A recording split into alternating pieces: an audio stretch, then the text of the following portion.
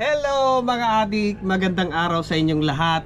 Stress na ba kayo sa paghanap kung saan makakabili ng solar panel, inverter at battery? So ito, maiba naman tayo ngayon kasi nga hindi solar setup ang ating i-review, kundi isang JBL speaker. Para maiba naman, para sa mga gustong bumili ng speaker. Mahirap kasing yung mapasubo kagaya nung naranasan ko na nag-build up ako ng speaker. Ang laki ng gastos ko in the end. Hindi ako satisfied kasi nga hindi siya match lahat ng system. So ngayon, maganda ito ngayon kasi mura siya.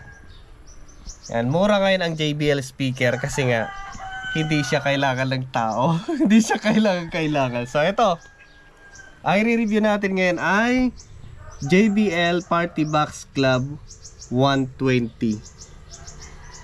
Ayan, papalitan ko na yung aking JBL Extreme 3. Matagal na kasi.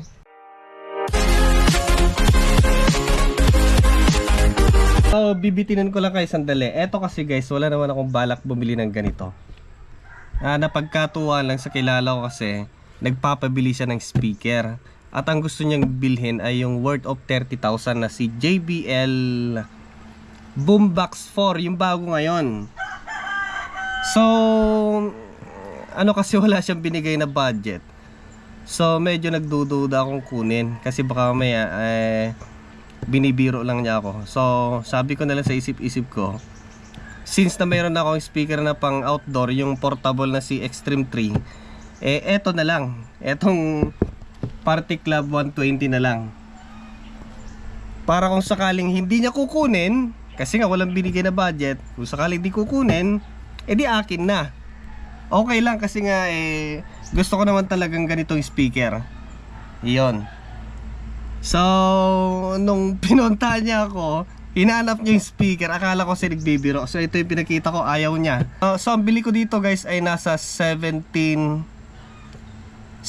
to 18,000. Ayan, so ayan siya guys, JBL Party Box 120. So ito yung unang dumating na speaker. Expect nyo pa yung Boombox 4 kasi nga parating pa lang. So i-review rin natin yon bago ko ibigay dun sa may-ari. Okay, so kung yata nito itataob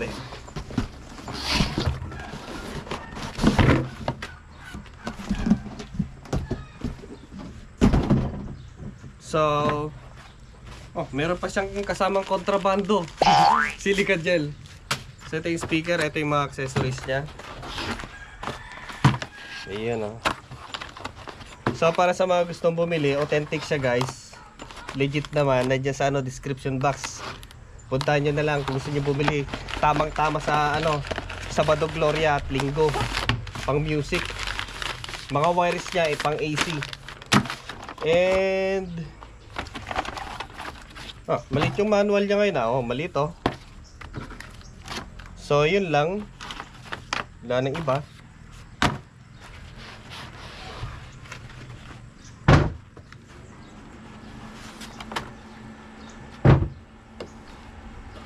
Halos ang malaking binayaran ko dito yung kanyang merchandise protection. Baka kasi bato-bato nila So, yan siya guys Ang ganda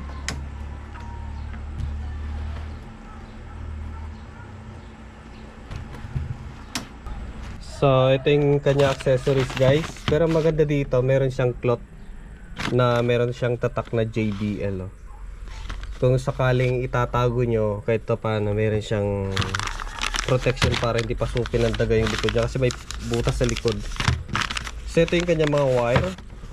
Kasi ito ay hindi na kumbaga yung charging brick kundi direct sa AC. Tignan natin yung mga cord niya. So ayan, nagamit ko na kasi wala nang tali yung isa. And ang isa, 4 yung kanyang wire na kasama.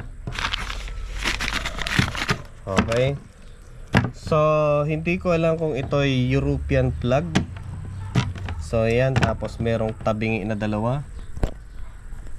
And walang US plug. So ewan kung bakit, malamang siguro may ano yan. So dito tayo sa speaker ni JBL. Ganda ng kanyang logo, oh. And marami ng review dito sa YouTube. Gusto ko lang naman i-flex. Okay, so malamang siguro 120, party box, club 120, malamang ay 120 watts. Yung susunod kasi dito is 320. And meron siyang ilaw-ilaw dito. Marami ng review dito sa YouTube. So subukan ko lang, try lang natin kasi medyo matagal na rin hindi tayo nag-review ng mga speaker. Meron siyang ilaw din dito, oh. Taas baba. Then yung kanyang logo dito, JBL. Ayan. Pag nakita nyo yan, mapapansin nyo kaagad it's a JBL. Sa likod, eto meron siyang madilim. Sandali. Ayan. So nakakampat tayo kasi matagal na tayo hindi nag-review ng JBL or mga speaker. So dito meron siyang saksakan ng microphone at guitar. So pwede rin siyang i-select into microphone. Then yung kanyang gain control. Then meron din siyang in at out 5 volt. Malamang pwedeng saksakan to ng ano eh. Pwede kaya. Or pwede pang charge ng cellphone. Auxiliary in. Meron siyang takip. Tapos meron siyang ilaw dito sa itaas. Subukan natin. Ayun, meron siyang ilaw. Ang cute. Patayin muna natin. Ganda ng kanyang prompt. Then ang gusto ko dito na isa, natatanggal yung battery. Yun, oh. Oh, ang cute. Tapos pag ilak, diba?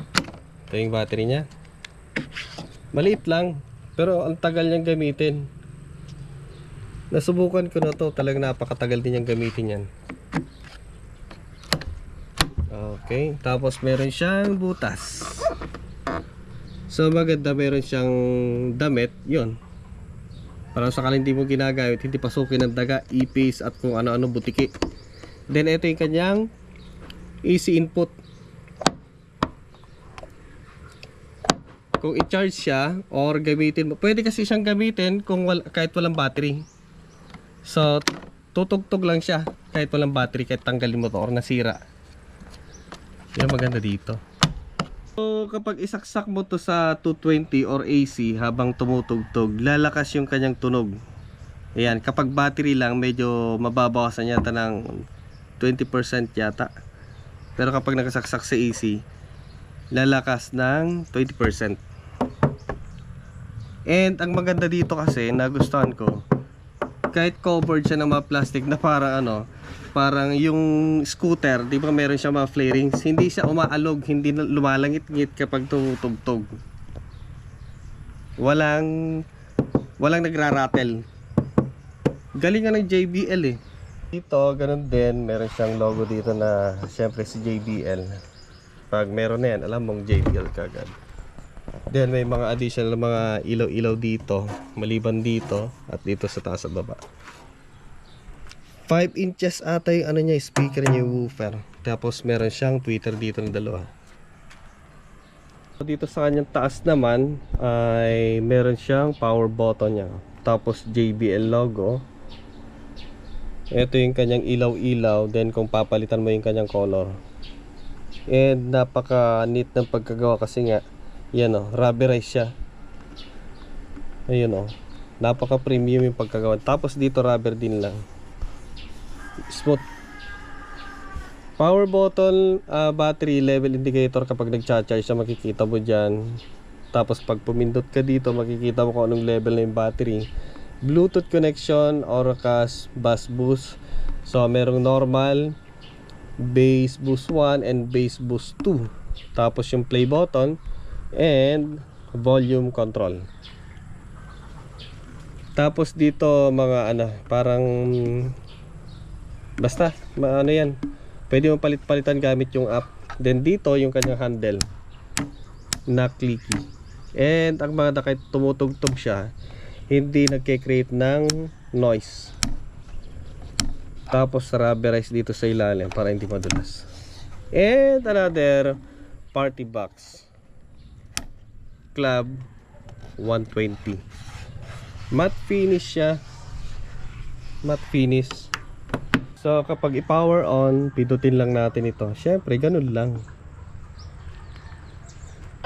Yun o. Dami niyang ilaw dito. So napaka visible yan kapag gabi. Connect natin dito sa phone natin. Then mag-download kayo ng JBL app. So yan siya yung JBL app. Okay? Connect natin siya. Hindi pa siya nako-connect eh. Ayun o. Sa Extreme. Ano kasi yan? Yung Extreme ko, hinold na niya. Kinuha na niya yung Extreme ko. Parang kinostage niya yung Extreme ko. Kailangan dumating muna bago ibalik yung Extreme mo nga.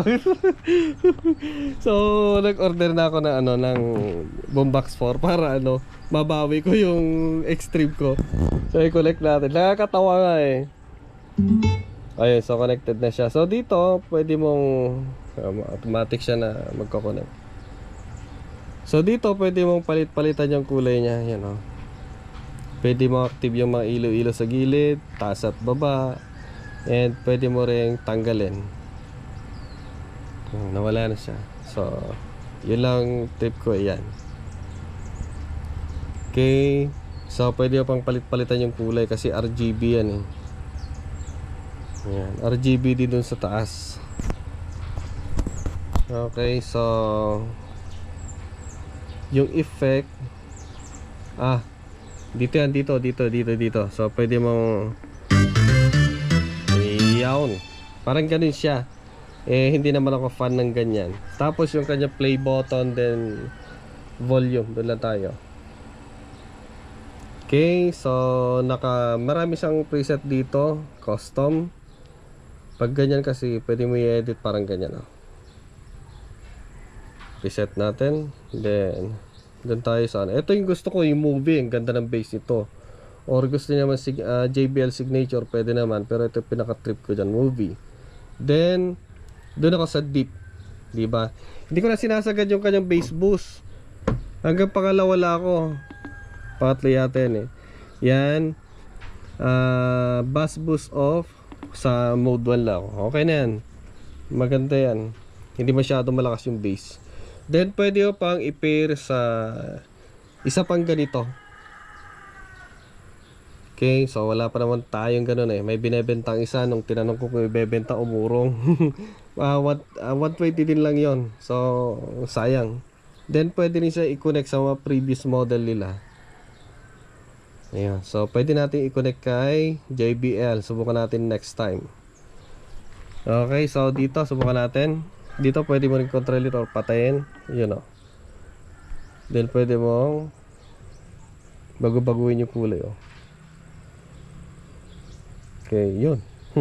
Ganda. Gusto ko yung iba-iba yung kulay. Kaya ba dito? Ayun. Gusto ko iba-iba yung kulay. Yun. Doon tayo sa Ano ba yan? Neon. Yan. Para maganda. Maraming kulay. So kaya subukan natin pang music. Ano kaya dito yung mga music na hindi siya copyrighted? Harap tayo. Download ako ng music na hindi copyrighted. Subukan natin.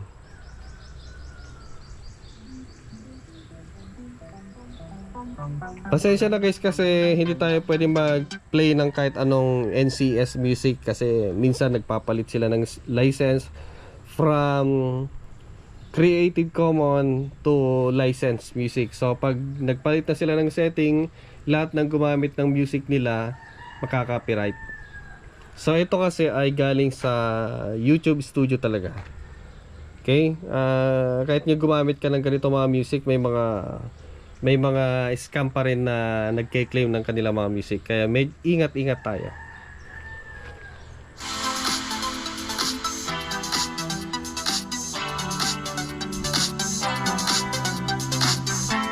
So naka-deep tayo, then bass boost 1. Ganda ng kanyang bass. Oh, ganda ng music niya.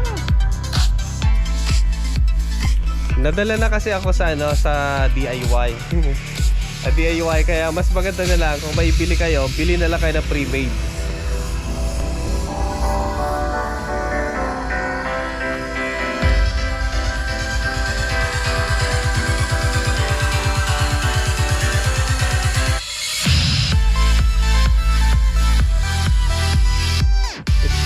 I-try natin sa bass boost 2.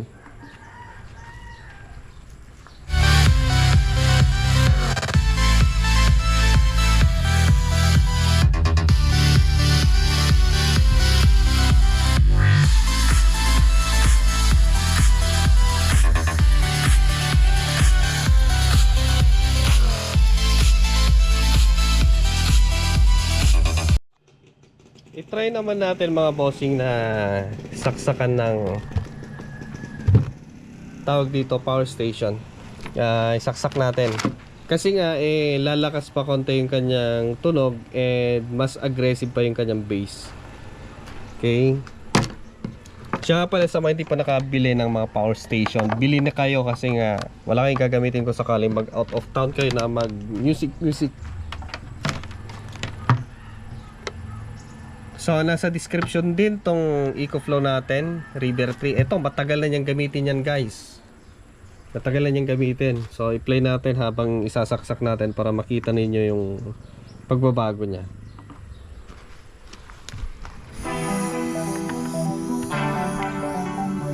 So saksak na natin. Hintayin natin na tumutugtog yung kanyang bass. Ang linis.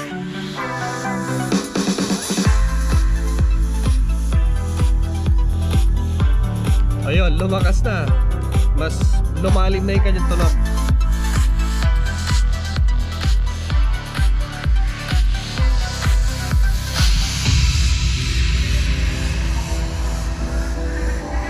Pwede na natin lakasan.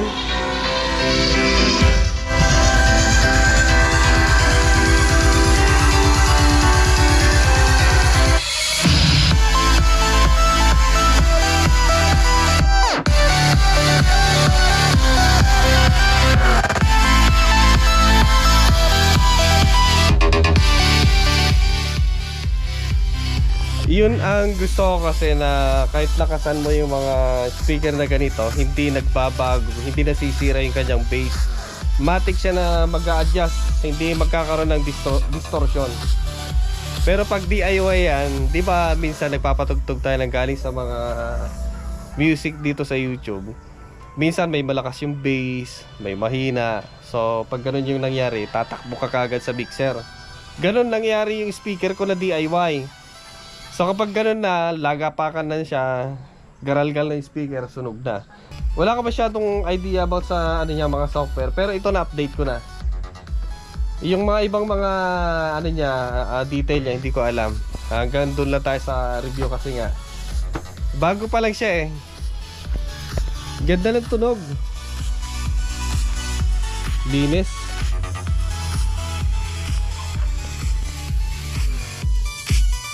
Yung setting lang na yan ang gusto ko. Bass boost hanggang 2 Bass boost 2 lang. Ay, bass boost 1 lang yung kan ko. Bass boost 2 hindi na. Masyado malalim na. Sa deep at movie yung kanyang setting.